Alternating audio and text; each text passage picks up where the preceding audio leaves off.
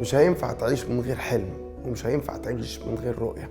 ممكن تتنفس ماشي، لكن حياتك مش بس عارف، ممكن تبقى حياتك ناجحة، يعني تبقى ناجح بس من غير قيمة. ليه؟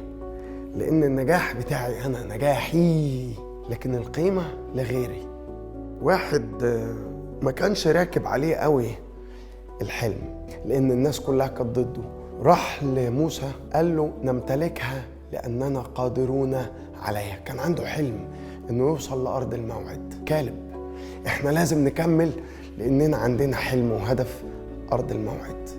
بص، لو عايز تتعلم من الراجل ده اصبر على حلمك، اصبر عليه. هو قاعد مستني سنين، ورغم ان الناس غلطت لانها شكت في الوعد، هو دخل وياهم. صحيح هو دخل وهم لا، بس اتعطل وياهم لانهم ما وصلوش للارض، لان هو قاعد مستني لما ربنا يريد. حاجة تانية، الحلم لازم يكون راكب على شخصيتك انت، على مواهبك انت.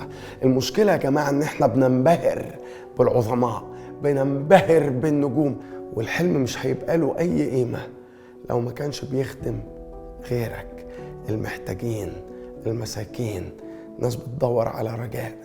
نصعد نمتلكها، قادرون عليه.